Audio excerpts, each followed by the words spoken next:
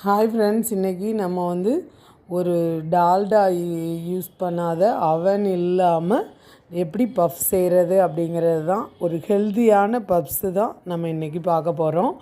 அதுக்கு வந்து நம்ம வந்து முதல்ல 2 கப்பு மைதா எடுத்துகிட்டு தேவையான அளவு உப்பு போட்டுட்டு 2 ஸ்பூன் எண்ணெய், நான் இன்றைக்கி கடலை எண்ணெய் தான் எல்லாத்துக்குமே யூஸ் பண்ணியிருக்கிறேன். கடலை எண்ணெய் ஊற்றி மாவை நல்லா எல்லா பக்கம் எண்ணெய் படுற மாதிரி பிணைஞ்சி விட்டுட்டு அதுக்கப்புறமா தேவையான அளவு தண்ணி விட்டு மாவை வந்து நம்ம இப்படி எடுத்து பார்த்தோன்னா உள்ளே வந்து சின்ன சின்ன கட்டி கட்டியாக பபுள் மாதிரி உள்ளே இருக்கும். அந்த மாதிரி இல்லாமல் நசுக்கி விட்டு நல்லா பிணைஞ்சு ஒரு 1/2 hour அதை நம்ம மூடி தனி ஓரமாக எடுத்து வச்சுட்டு உருளைக்கிழங்கு ரெடி பண்ணிடலாம். 2 ஸ்பூன் எண்ணெய் விட்டு கொஞ்சம் ஓமம் கொஞ்சம் சீரகம் போட்டு தாளிச்சிட்டு தேவைப்பட்டால் அந்த ஃப்ளேவர் பிடிக்கும் அப்படின்னா மல்லி கூட சேர்த்துக்கலாம்.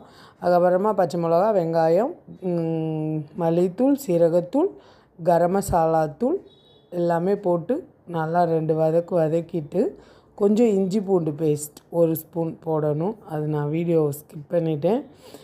மஞ்சத்தூள் சேர்த்து உருளைக்கிழங்கு அது கூட போட்டுட்டு நம்ம வந்து பட்டாணி, நான் வந்து இன்றைக்கி பட்டாணி உருளைக்கிழங்கு மட்டும்தான் சேர்த்துருக்குறேன்.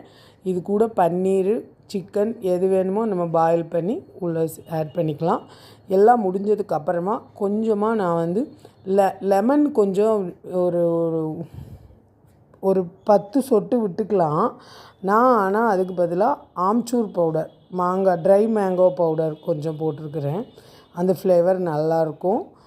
இதை வந்து 5 பாலாக நான் பிரித்து எடுத்துக்கிறேன். மாவை 5 லேயராக நம்ம இதை வந்து இப்போ வந்து ஃபார்ம் பண்ண போகிறோம்.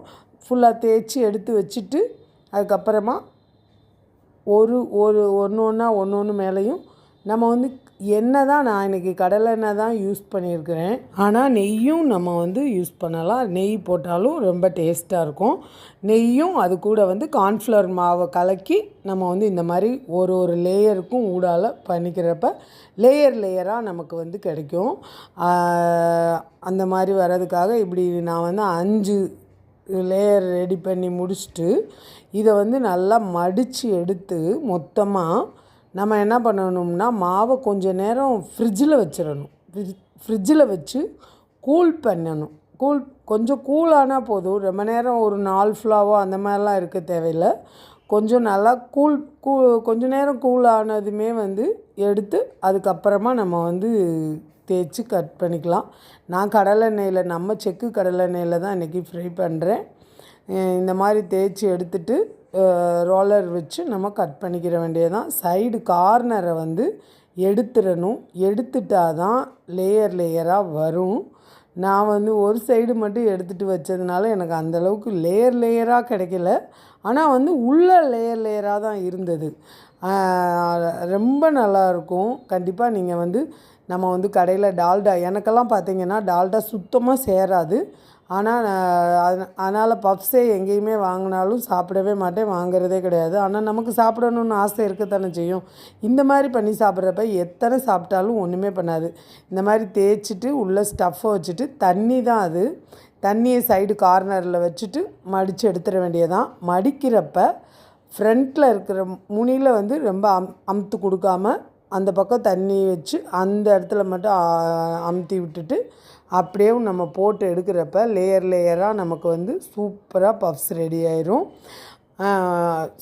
ஒரு மீடியம் ஃப்ளேம் வச்சு ஸ்லோவாக தான் குக் பண்ணணும். இந்த மாதிரி ஆனால் செவக்க பொரித்து எடுக்கிறப்ப அருமையாக இருக்கும். கண்டிப்பாக நீங்கள் வந்து ஆரோக்கியமாக எல்லாருக்கும் சாப்பிட கொடுக்கணும். வெளியே கடையில் பப்ஸ் வாங்கி சாப்பிட முடியலன்னு நினைக்கிறவங்க சூப்பராக மொறுன்னு அவ்வளோ டேஸ்ட்டாக சூப்பராக இருக்குதுங்க. அதனால் எதை பற்றியும் கவலைப்படாமல் தாராளமாக செஞ்சு பார்த்துட்டு எப்படி இருந்துச்சுன்னு கமெண்ட்டில் சொல்லுங்கள். நெக்ஸ்ட் வீடியோவில் பார்க்கலாம். ஓகே, பாய்.